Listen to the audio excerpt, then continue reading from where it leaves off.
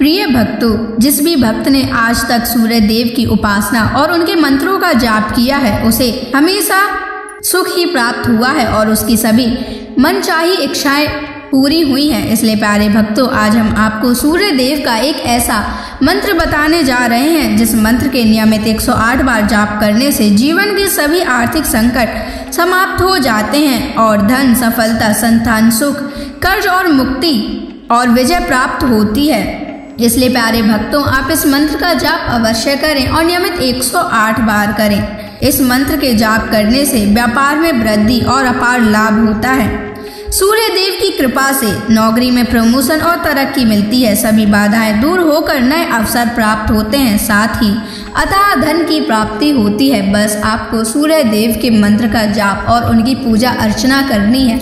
ऐसा करने से आपका जीवन सुखमय हो जाएगा और आपकी मनोकामना पूर्ण होगी। और यदि आप सूर्य देव का आशीर्वाद प्राप्त करना चाहते हैं तो इस वीडियो को लाइक और चैनल को सब्सक्राइब जरूर कर दीजिए और कमेंट बॉक्स में जय सूर्य देव अवश्य लिख दीजिए। तो चलिए भक्तों, मंत्र का जाप करना प्रारंभ करते हैं। ओम सूर्य नारायणाय नमः। सर्व सौभाग्यम देहि मे स्वाहा। ओम सूर्य नारायणाय नमः। सर्व सौभाग्यम देहि मे स्वाहा। ओम सूर्य नारायणाय नमः। सर्व सौभाग्यम देहि मे स्वाहा। ओम सूर्य नारायणाय नमः। सर्व सौभाग्यम देहि मे स्वाहा। ओम सूर्य नारायणाय नमः। सर्व सौभाग्यम देहि मे स्वाहा। ओम सूर्य नारायणाय नमः। सर्व सौभाग्यम देहि मे स्वाहा। ओम सूर्य नारायणाय नमः। सर्व सौभाग्यम देहि मे स्वाहा। ओम सूर्य नारायणाय नमः। सर्व सौभाग्यम देहि मे स्वाहा। ओम सूर्य नारायणाय नमः। सर्व सौभाग्यम देहि मे स्वाहा। ओम सूर्य नारायणाय नमः। सर्व सौभाग्यम देहि मे स्वाहा। ओम सूर्य नारायणाय नमः। सर्व सौभाग्यम देहि मे स्वाहा। ओम सूर्य नारायणाय नमः। सर्व सौभाग्यम देहि मे स्वाहा। ओम सूर्य नारायणाय नमः। सर्व सौभाग्यम देहि मे स्वाहा। ओम सूर्य नारायणाय नमः। सर्व सौभाग्यम देहि मे स्वाहा। ओम सूर्य नारायणाय सर्वसौभाग्यं देहि मे स्वाहा। ॐ सूर्यनारायणाय नमः। सर्वसौभाग्यं देहि मे स्वाहा। ॐ सूर्यनारायणाय नमः। सर्वसौभाग्यं देहि मे स्वाहा। ॐ सूर्यनारायणाय नमः। सर्वसौभाग्यं देहि मे स्वाहा। ॐ सूर्यनारायणाय नमः। सर्वसौभाग्यं देहि मे स्वाहा। ॐ सूर्यनारायणाय नमः।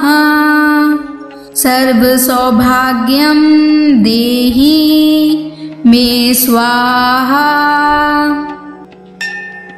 ॐ सूर्यनारायणाय नमः।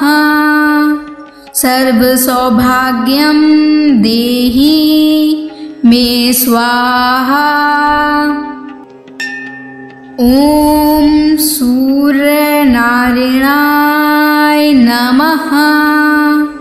सर्वसौभाग्यं देहि मे स्वाहा। ॐ सूर्यनारायणाय नमः। सर्वसौभाग्यं देहि मे स्वाहा। ॐ सूर्यनारायणाय नमः। सर्वसौभाग्यं देहि मे स्वाहा। ॐ सूर्यनारायणाय नमः। सर्वसौभाग्यं देहि मे स्वाहा। ॐ सूर्यनारायणाय नमः। सर्वसौभाग्यं देहि मे स्वाहा। ॐ सूर्यनारायणाय नमः। सर्वसौभाग्यं देहि मे स्वाहा। ॐ सूर्यनारायणाय नमः। सर्वसौभाग्यं देहि मे स्वाहा। ॐ सूर्यनारायणाय नमः। सर्वसौभाग्यं देहि मे स्वाहा। ॐ सूर्यनारायणाय नमः। सर्वसौभाग्यं देहि मे स्वाहा। ॐ सूर्यनारायणाय नमः। सर्वसौभाग्यं देहि मे स्वाहा। ॐ सूर्यनारायणाय नमः। सर्वसौभाग्यं देहि मे स्वाहा। ॐ सूर्यनारायणाय नमः। सर्वसौभाग्यं देहि मे स्वाहा। ॐ सूर्यनारायणाय नमः। सर्वसौभाग्यं देहि मे स्वाहा। ॐ सूर्यनारायणाय नमः। सर्वसौभाग्यं देहि मे स्वाहा। ॐ सूर्यनारायणाय नमः। सर्वसौभाग्यं देहि मे स्वाहा। ॐ सूर्यनारायणाय नमः। सर्वसौभाग्यं देहि मे स्वाहा। ॐ सूर्यनारायणाय नमः। सर्वसौभाग्यं देहि मे स्वाहा। ॐ सूर्यनारायणाय नमः। सर्वसौभाग्यं देहि मे स्वाहा। ॐ सूर्यनारायणाय नमः। सर्वसौभाग्यं देहि मे स्वाहा। ॐ सूर्यनारायणाय नमः। सर्वसौभाग्यं देहि मे स्वाहा। ॐ सूर्यनारायणाय नमः। सर्वसौभाग्यं देहि मे स्वाहा। ॐ सूर्यनारायणाय नमः। सर्वसौभाग्यं देहि मे स्वाहा। ॐ सूर्यनारायणाय नमः। सर्वसौभाग्यं देहि मे स्वाहा। ॐ सूर्यनारायणाय नमः। सर्वसौभाग्यं देहि मे स्वाहा। ॐ सूर्यनारायणाय नमः। सर्वसौभाग्यं देहि मे स्वाहा। ॐ सूर्यनारायणाय नमः। सर्वसौभाग्यं देहि मे स्वाहा। ॐ सूर्यनारायणाय नमः। सर्वसौभाग्यं देहि मे स्वाहा। ॐ सूर्यनारायणाय नमः।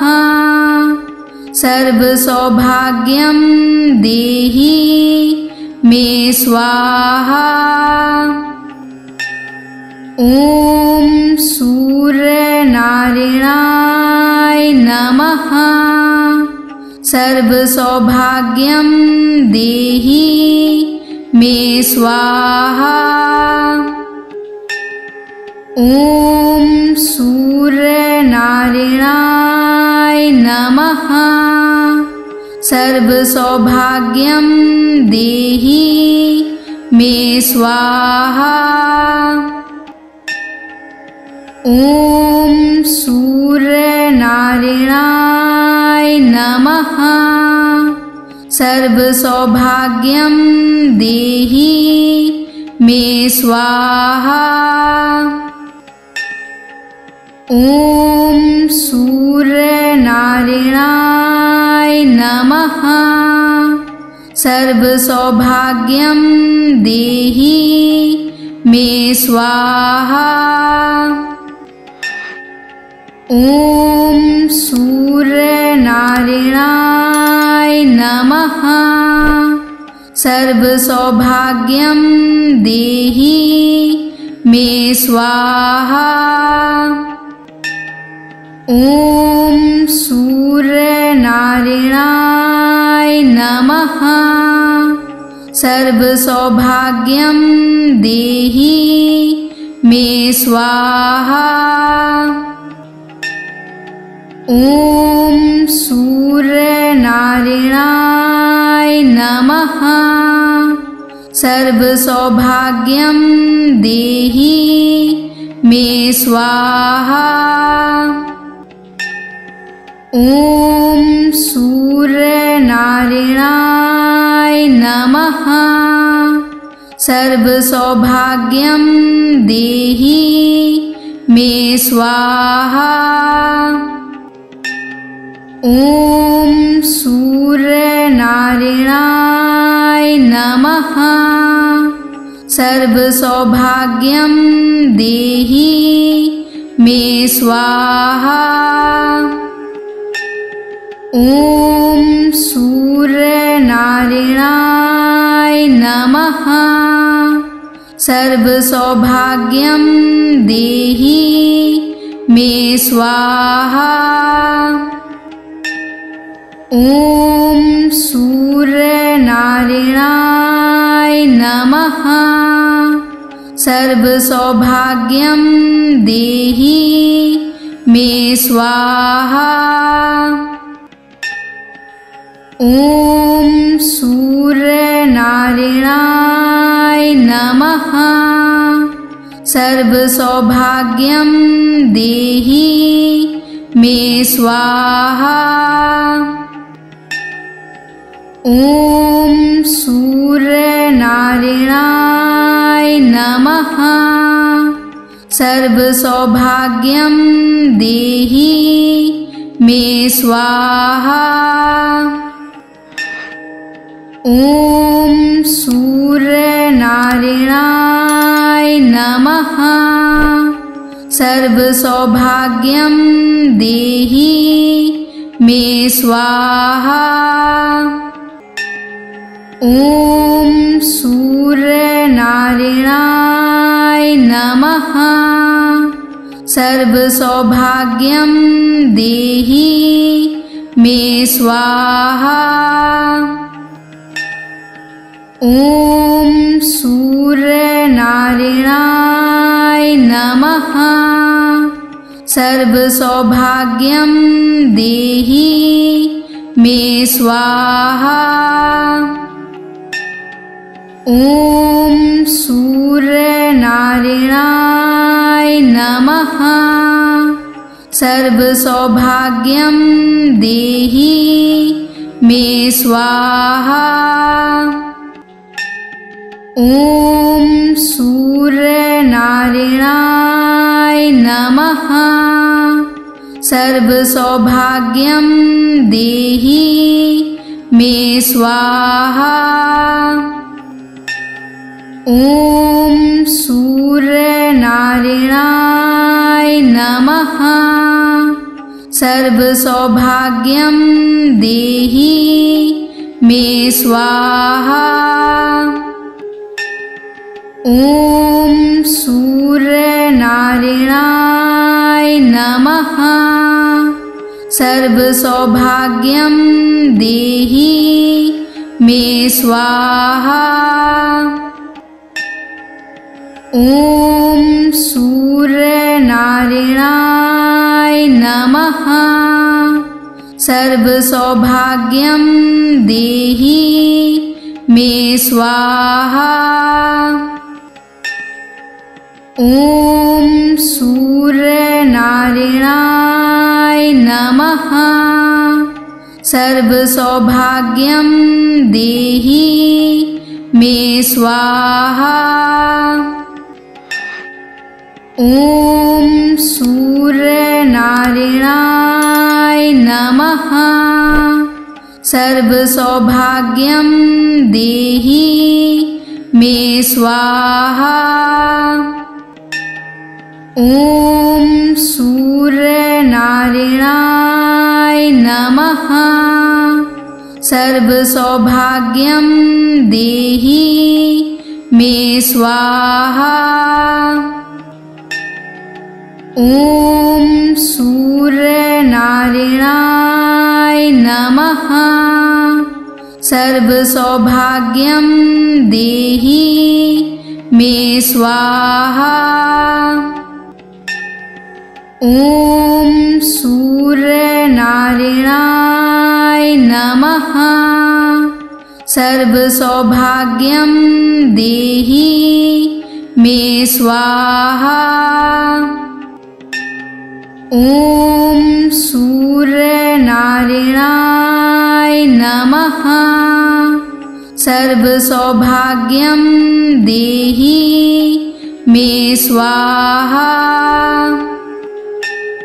ॐ सूर्यनारायणाय नमः।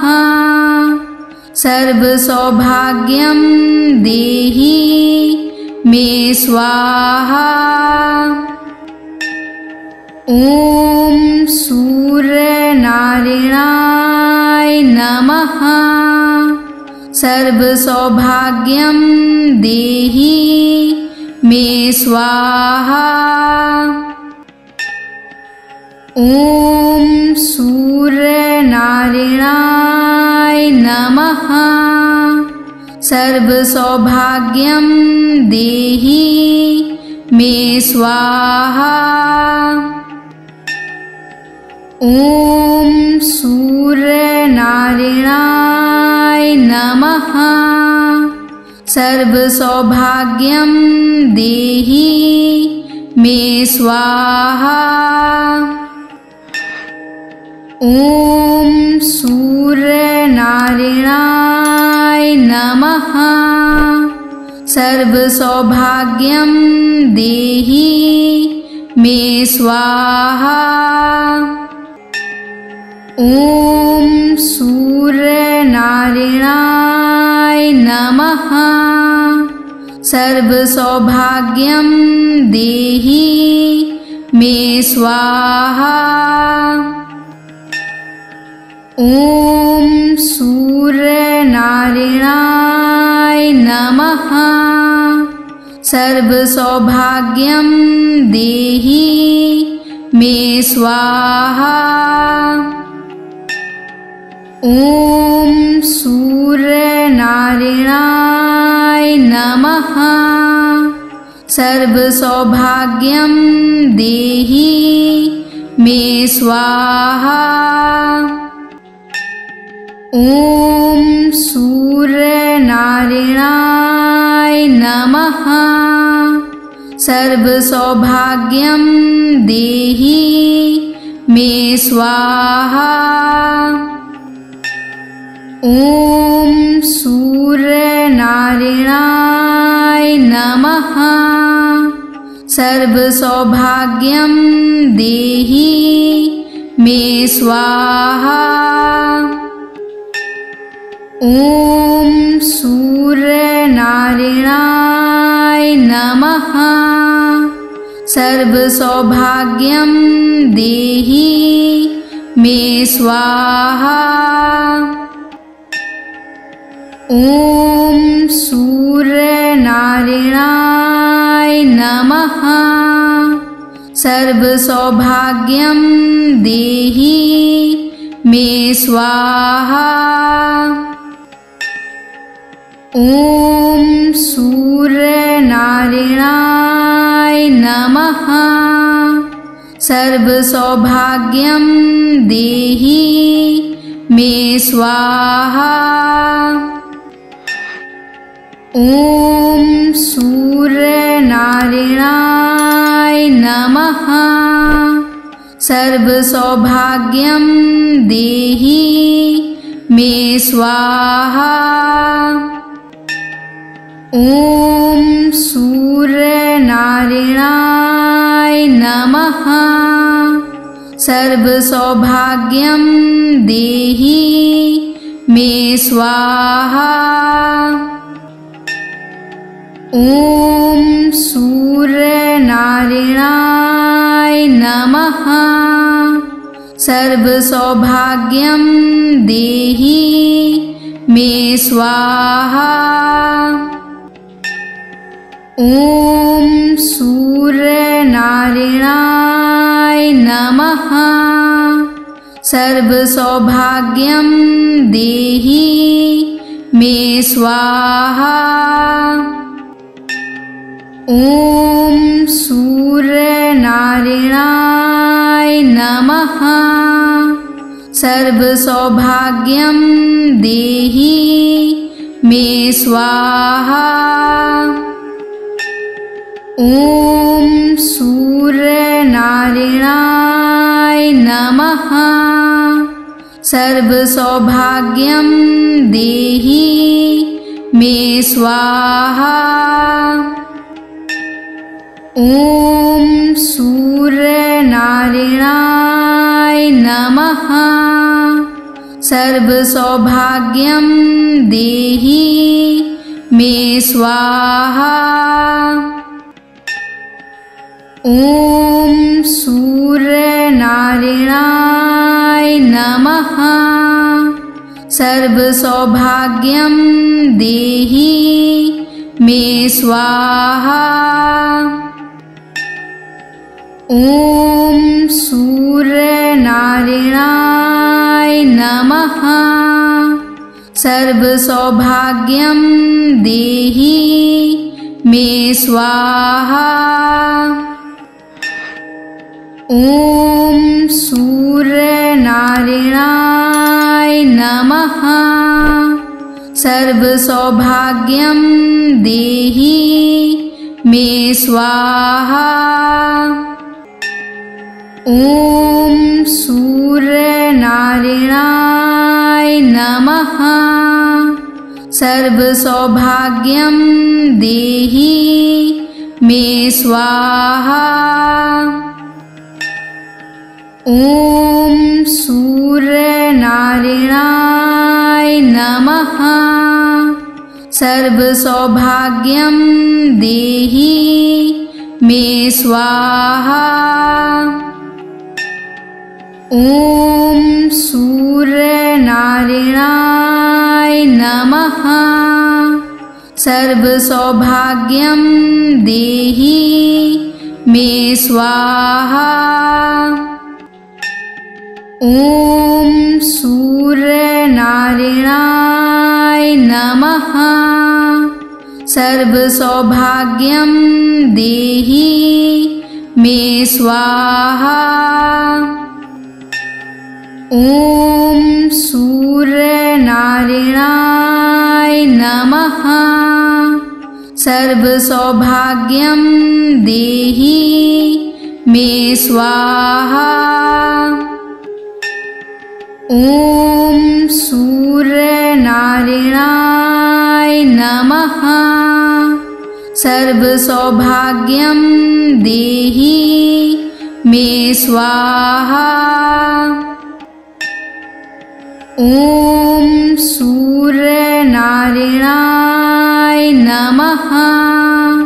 सर्व सौभाग्यं देहि मे स्वाहा।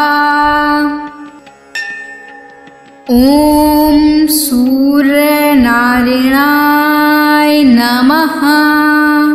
सर्व सौभाग्यं देहि मे स्वाहा। ॐ सूर्यनारायणाय नमः। सर्व सौभाग्यं देहि मे स्वाहा। ॐ सूर्यनारायणाय नमः। सर्व सौभाग्यं देहि मे स्वाहा। ॐ सूर्यनारायणाय नमः। सर्वसौभाग्यं देहि मे स्वाहा। ॐ सूर्यनारायणाय नमः। सर्वसौभाग्यं देहि मे स्वाहा। ॐ सूर्यनारायणाय नमः। सर्वसौभाग्यं देहि मे स्वाहा। ॐ सूर्यनारायणाय नमः। सर्वसौभाग्यं देहि मे स्वाहा। ॐ सूर्यनारायणाय नमः। सर्वसौभाग्यं देहि मे स्वाहा। ॐ सूर्यनारायणाय नमः। सर्वसौभाग्यं देहि मे स्वाहा। ॐ सूर्यनारायणाय नमः। सर्वसौभाग्यं देहि मे स्वाहा। ॐ सूर्यनारायणाय नमः। सर्वसौभाग्यं देहि मे स्वाहा।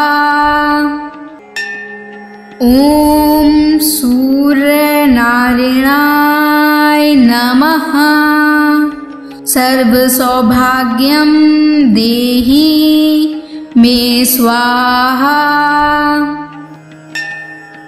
ॐ सूर्यनारायणाय नमः।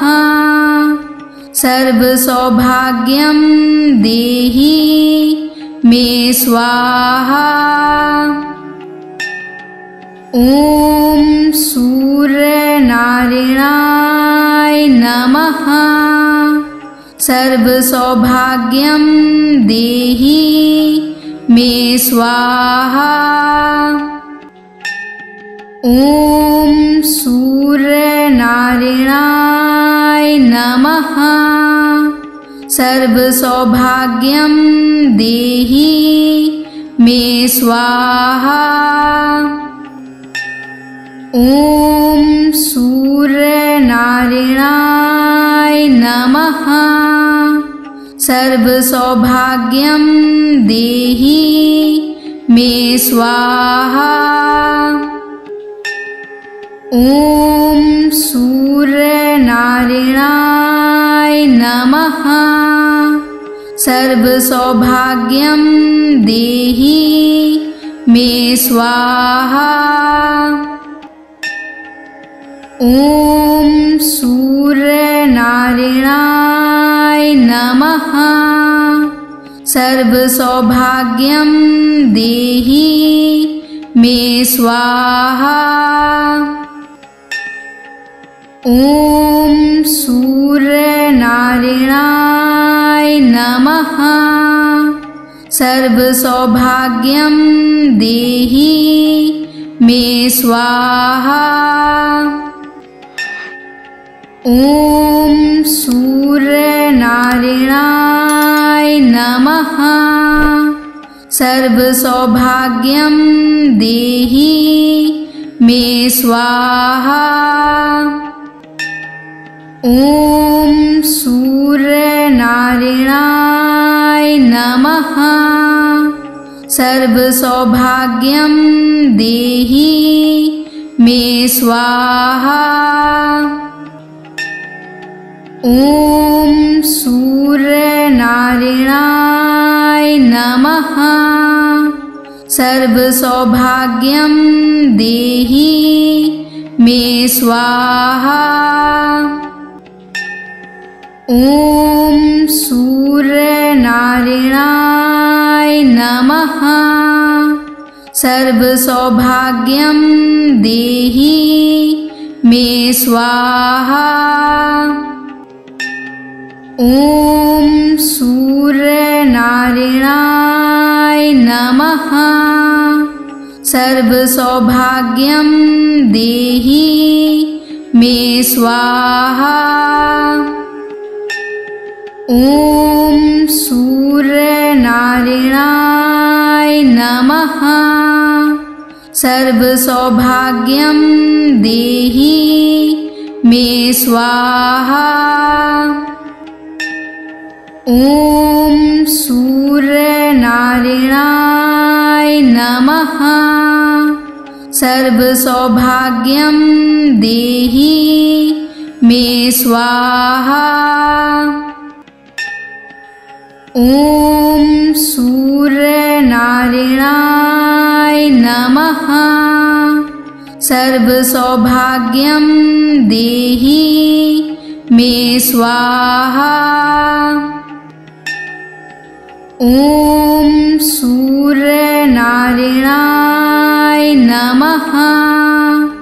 सर्वसौभाग्यं देहि मे स्वाहा। ॐ सूर्यनारायणाय नमः। सर्वसौभाग्यं देहि मे स्वाहा। ॐ सूर्यनारायणाय नमः। सर्वसौभाग्यं देहि मे स्वाहा। ॐ सूर्यनारायणाय नमः। सर्वसौभाग्यं देहि मे स्वाहा। ॐ सूर्यनारायणाय नमः। सर्वसौभाग्यं देहि मे स्वाहा। ॐ सूर्यनारायणाय नमः। सर्वसौभाग्यं देहि मे स्वाहा। ॐ सूर्यनारायणाय नमः। सर्वसौभाग्यं देहि मे स्वाहा। ॐ सूर्यनारायणाय नमः। सर्वसौभाग्यं देहि मे स्वाहा। ॐ सूर्यनारायणाय नमः।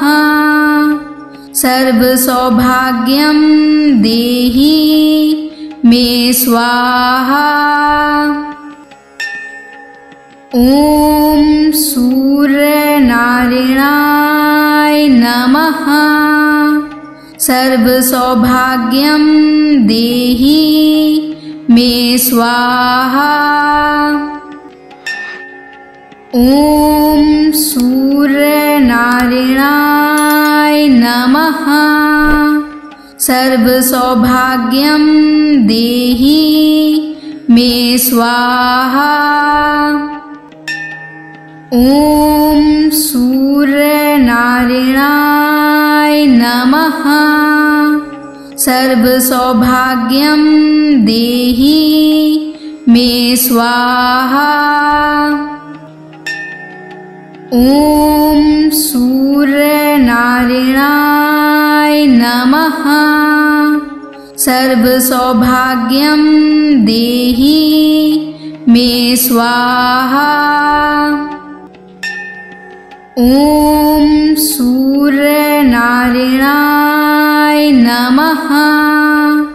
सर्वसौभाग्यं देहि मे स्वाहा।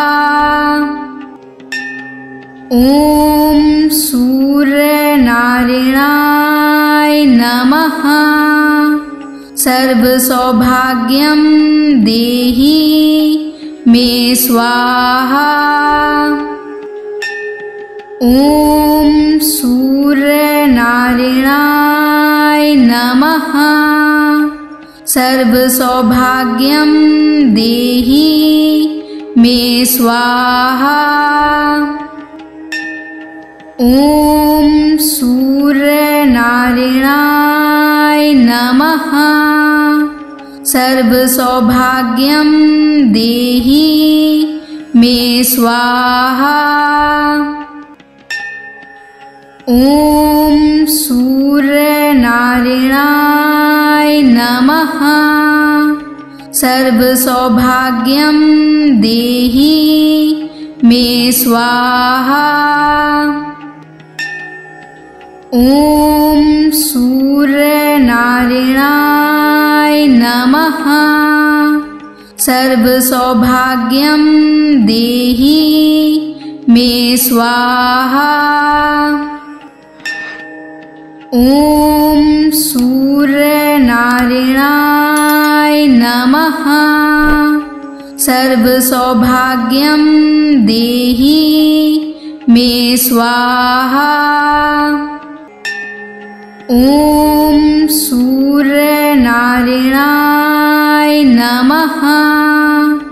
सर्वसौभाग्यं देहि मे स्वाहा। ॐ सूर्यनारायणाय नमः। सर्वसौभाग्यं देहि मे स्वाहा। ॐ सूर्यनारायणाय नमः। सर्वसौभाग्यं देहि मे स्वाहा। ॐ सूर्यनारायणाय नमः। सर्वसौभाग्यं देहि मे स्वाहा। ॐ सूर्यनारायणाय नमः। सर्वसौभाग्यं देहि मे स्वाहा। ॐ सूर्यनारायणाय नमः। सर्वसौभाग्यं देहि मे स्वाहा। ॐ सूर्यनारायणाय नमः। सर्वसौभाग्यं देहि मे स्वाहा। ॐ सूर्यनारायणाय नमः। सर्वसौभाग्यं देहि मे स्वाहा। ॐ सूर्यनारायणाय नमः। सर्वसौभाग्यं देहि मे स्वाहा। ॐ सूर्यनारायणाय नमः। सर्वसौभाग्यं देहि मे स्वाहा। ॐ सूर्यनारायणाय नमः। सर्वसौभाग्यं देहि मे स्वाहा। ॐ सूर्यनारायणाय नमः। सर्वसौभाग्यं देहि मे स्वाहा। ॐ सूर्यनारायणाय नमः। सर्वसौभाग्यं देहि मे स्वाहा। ॐ सूर्यनारायणाय नमः। सर्वसौभाग्यं देहि मे स्वाहा। ॐ सूर्यनारायणाय नमः। सर्वसौभाग्यं देहि मे स्वाहा। ॐ सूर्यनारायणाय नमः। सर्वसौभाग्यं देहि मे स्वाहा। ॐ सूर्यनारायणाय नमः। सर्वसौभाग्यं देहि मे स्वाहा। ॐ सूर्यनारायणाय नमः। सर्वसौभाग्यं देहि मे स्वाहा। ॐ सूर्यनारायणाय नमः।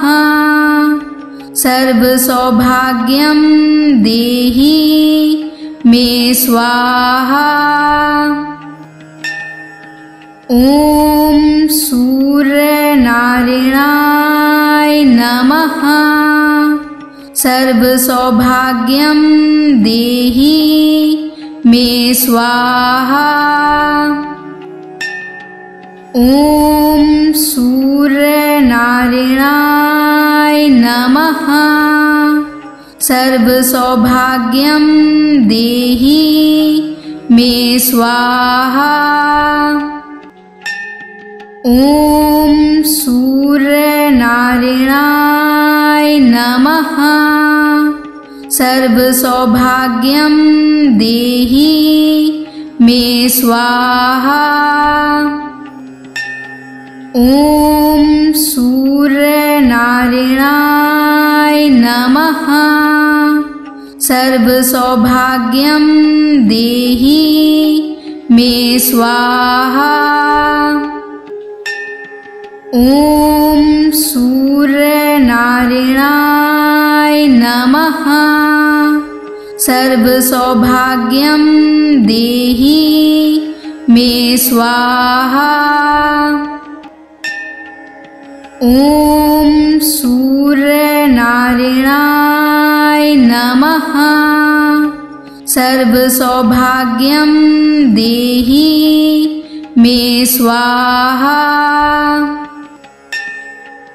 ॐ सूर्यनारायणाय नमः। सर्वसौभाग्यं देहि मे स्वाहा। ॐ सूर्यनारायणाय नमः।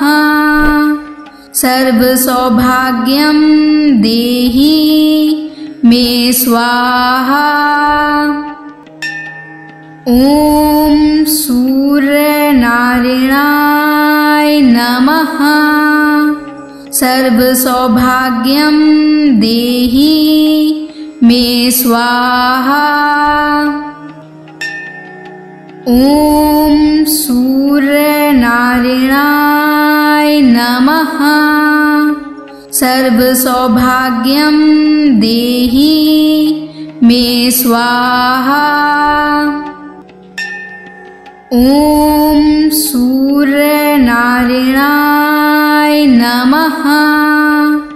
सर्वसौभाग्यं देहि मे स्वाहा।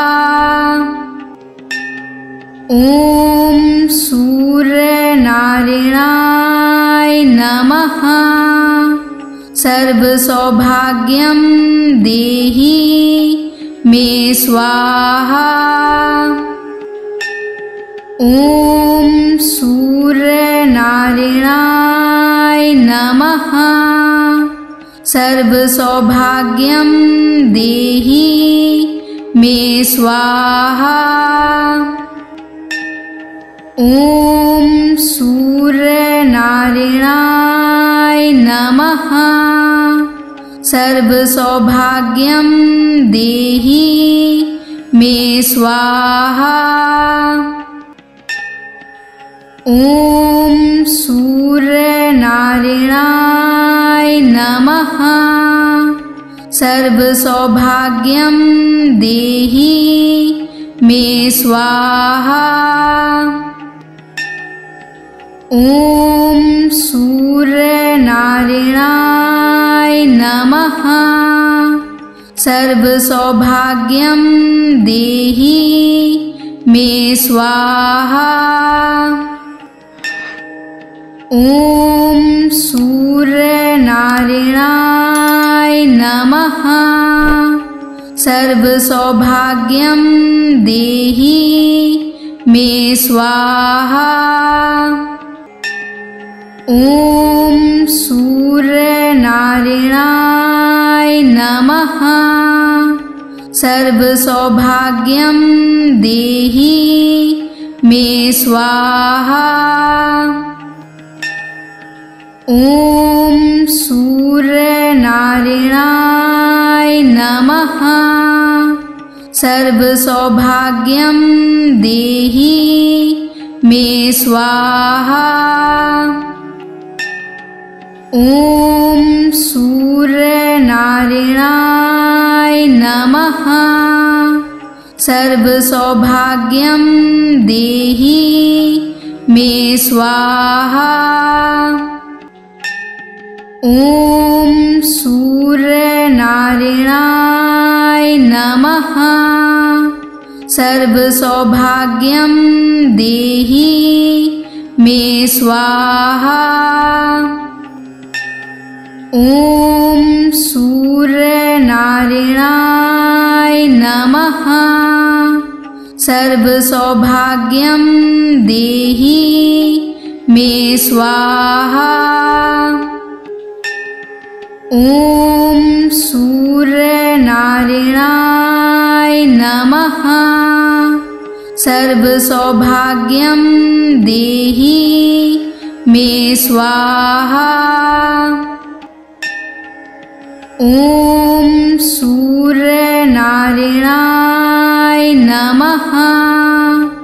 सर्वसौभाग्यं देहि मे स्वाहा। ॐ सूर्यनारायणाय नमः। सर्वसौभाग्यं देहि मे स्वाहा। ॐ सूर्यनारायणाय नमः। सर्वसौभाग्यं देहि मे स्वाहा। ॐ सूर्यनारायणाय नमः। सर्वसौभाग्यं देहि मे स्वाहा। ॐ सूर्यनारायणाय नमः। सर्वसौभाग्यं देहि मे स्वाहा। ॐ सूर्यनारायणाय नमः। सर्वसौभाग्यं देहि मे स्वाहा। ॐ सूर्यनारायणाय नमः। सर्वसौभाग्यं देहि मे स्वाहा। ॐ सूर्यनारायणाय नमः। सर्वसौभाग्यं देहि मे स्वाहा। ॐ सूर्यनारायणाय नमः। सर्वसौभाग्यं देहि मे स्वाहा। ॐ सूर्यनारायणाय नमः। सर्वसौभाग्यं देहि मे स्वाहा। ॐ सूर्यनारायणाय नमः। सर्वसौभाग्यं देहि मे स्वाहा। ॐ सूर्यनारायणाय नमः। सर्वसौभाग्यं देहि मे स्वाहा। ॐ सूर्यनारायणाय नमः। सर्वसौभाग्यं देहि मे स्वाहा। ॐ सूर्यनारायणाय नमः। सर्वसौभाग्यं देहि मे स्वाहा। ॐ सूर्यनारायणाय नमः। सर्वसौभाग्यं देहि मे स्वाहा। ॐ सूर्यनारायणाय नमः। सर्वसौभाग्यं देहि मे स्वाहा। ॐ सूर्यनारायणाय नमः। सर्वसौभाग्यं देहि मे स्वाहा। ॐ सूर्यनारायणाय नमः। सर्वसौभाग्यं देहि मे स्वाहा। ॐ सूर्यनारायणाय नमः। सर्वसौभाग्यं देहि मे स्वाहा। ॐ सूर्यनारायणाय नमः। सर्वसौभाग्यं देहि मे स्वाहा। ॐ सूर्यनारायणाय नमः। सर्वसौभाग्यं देहि मे स्वाहा। ॐ सूर्यनारायणाय नमः। सर्वसौभाग्यं देहि मे स्वाहा। ॐ सूर्यनारायणाय नमः। सर्वसौभाग्यं देहि मे स्वाहा। ॐ सूर्यनारायणाय नमः। सर्वसौभाग्यं देहि मे स्वाहा। ॐ सूर्यनारायणाय नमः। सर्वसौभाग्यं देहि मे स्वाहा। ॐ सूर्यनारायणाय नमः। सर्वसौभाग्यं देहि मे स्वाहा। ॐ सूर्यनारायणाय नमः। सर्वसौभाग्यं देहि मे स्वाहा। ॐ सूर्यनारायणाय नमः। सर्वसौभाग्यं देहि मे स्वाहा। ॐ सूर्यनारायणाय नमः। सर्वसौभाग्यं देहि मे स्वाहा। ॐ सूर्यनारायणाय नमः। सर्वसौभाग्यं देहि मे स्वाहा। ॐ सूर्यनारायणाय नमः। सर्वसौभाग्यं देहि मे स्वाहा। ॐ सूर्यनारायणाय नमः। सर्वसौभाग्यं देहि मे स्वाहा। ॐ सूर्यनारायणाय नमः। सर्वसौभाग्यं देहि मे स्वाहा। ॐ सूर्यनारायणाय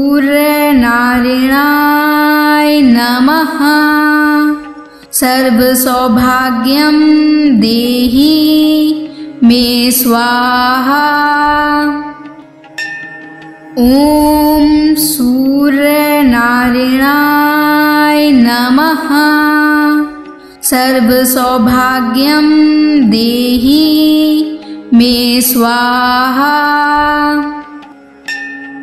ॐ सूर्यनारायणाय नमः। सर्वसौभाग्यं देहि मे स्वाहा। ॐ सूर्यनारायणाय नमः। सर्वसौभाग्यं देहि मे स्वाहा। ॐ सूर्यनारायणाय नमः। सर्वसौभाग्यं देहि मे स्वाहा। ॐ सूर्यनारायणाय नमः। सर्वसौभाग्यं देहि मे स्वाहा। ॐ सूर्यनारायणाय नमः। सर्वसौभाग्यं देहि मे स्वाहा। ॐ सूर्यनारायणाय नमः। सर्वसौभाग्यं देहि मे स्वाहा। ॐ सूर्यनारायणाय नमः। सर्वसौभाग्यं देहि मे स्वाहा। ॐ सूर्यनारायणाय नमः। सर्वसौभाग्यं देहि मे स्वाहा। ॐ सूर्यनारायणाय नमः। सर्वसौभाग्यं देहि मे स्वाहा। ॐ सूर्यनारायणाय नमः। सर्वसौभाग्यं देहि मे स्वाहा। ॐ सूर्यनारायणाय नमः। सर्वसौभाग्यं देहि मे स्वाहा। ॐ सूर्यनारायणाय नमः। सर्वसौभाग्यं देहि मे स्वाहा। ॐ सूर्यनारायणाय नमः। सर्वसौभाग्यं देहि मे स्वाहा। ॐ सूर्यनारायणाय नमः। सर्वसौभाग्यं देहि मे स्वाहा। ॐ सूर्यनारायणाय नमः। सर्वसौभाग्यं देहि मे स्वाहा। ॐ सूर्यनारायणाय नमः। सर्वसौभाग्यं देहि मे स्वाहा। ॐ सूर्यनारायणाय नमः। सर्वसौभाग्यं देहि मे स्वाहा। ॐ सूर्यनारायणाय नमः। सर्वसौभाग्यं देहि मे स्वाहा। ॐ सूर्यनारायणाय नमः। सर्वसौभाग्यं देहि मे स्वाहा। ॐ सूर्यनारायणाय नमः। सर्वसौभाग्यं देहि मे स्वाहा। ॐ सूर्यनारायणाय नमः। सर्वसौभाग्यं देहि मे स्वाहा। ॐ सूर्यनारायणाय नमः। सर्वसौभाग्यं देहि मे स्वाहा। ॐ सूर्यनारायणाय नमः। सर्वसौभाग्यं देहि मे स्वाहा। ॐ सूर्यनारायणाय नमः। सर्वसौभाग्यं देहि मे स्वाहा। ॐ सूर्यनारायणाय नमः। सर्वसौभाग्यं देहि मे स्वाहा। ॐ सूर्यनारायणाय नमः। सर्वसौभाग्यं देहि मे स्वाहा। ॐ सूर्यनारायणाय नमः। सर्वसौभाग्यं देहि मे स्वाहा। ॐ सूर्यनारायणाय नमः। सर्वसौभाग्यं देहि मे स्वाहा। ॐ सूर्यनारायणाय नमः। सर्वसौभाग्यं देहि मे स्वाहा। ॐ सूर्यनारायणाय नमः। सर्वसौभाग्यं देहि मे स्वाहा।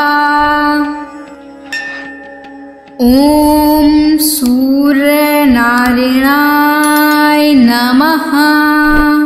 सर्वसौभाग्यं देहि मे स्वाहा। ॐ सूर्यनारायणाय नमः। सर्वसौभाग्यं देहि मे स्वाहा।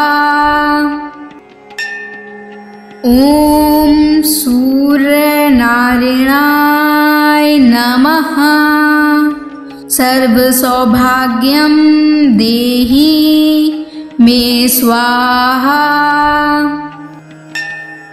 ॐ सूर्यनारायणाय नमः। सर्वसौभाग्यं देहि मे स्वाहा। ॐ सूर्यनारायणाय नमः। सर्वसौभाग्यं देहि मे स्वाहा। ॐ सूर्यनारायणाय नमः। सर्वसौभाग्यं देहि मे स्वाहा। ॐ सूर्यनारायणाय नमः। सर्वसौभाग्यं देहि मे स्वाहा। ॐ सूर्यनारायणाय नमः। सर्वसौभाग्यं देहि मे स्वाहा। ॐ सूर्यनारायणाय नमः। सर्वसौभाग्यं देहि मे स्वाहा। ॐ सूर्यनारायणाय नमः। सर्वसौभाग्यं देहि मे स्वाहा। ॐ सूर्यनारायणाय नमः। सर्वसौभाग्यं देहि मे स्वाहा। ॐ सूर्यनारायणाय नमः। सर्वसौभाग्यं देहि मे स्वाहा। ॐ सूर्यनारायणाय नमः। सर्वसौभाग्यं देहि मे स्वाहा। ॐ सूर्यनारायणाय नमः। सर्वसौभाग्यं देहि मे स्वाहा। ॐ सूर्यनारायणाय नमः। सर्वसौभाग्यं देहि मे स्वाहा। ॐ सूर्यनारायणाय नमः। सर्वसौभाग्यं देहि मे स्वाहा। ॐ सूर्यनारायणाय नमः। सर्वसौभाग्यं देहि मे स्वाहा। ॐ सूर्यनारायणाय नमः। सर्वसौभाग्यं देहि मे स्वाहा। ॐ सूर्यनारायणाय नमः। सर्वसौभाग्यं देहि मे स्वाहा। ॐ सूर्यनारायणाय नमः। सर्वसौभाग्यं देहि मे स्वाहा। ॐ सूर्यनारायणाय नमः। सर्वसौभाग्यं देहि मे स्वाहा। ॐ सूर्यनारायणाय नमः। सर्वसौभाग्यं देहि मे स्वाहा। ॐ सूर्यनारायणाय नमः। सर्वसौभाग्यं देहि मे स्वाहा। ॐ सूर्यनारायणाय नमः।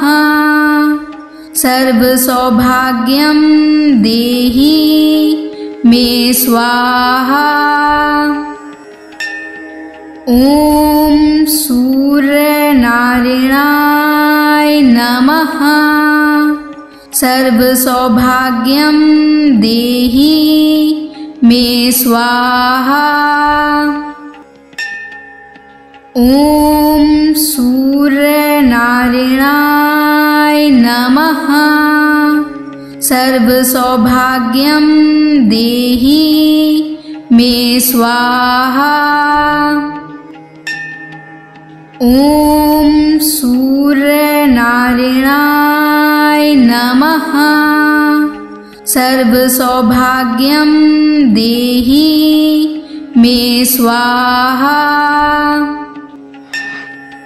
ॐ सूर्यनारायणाय नमः। सर्वसौभाग्यं देहि मे स्वाहा।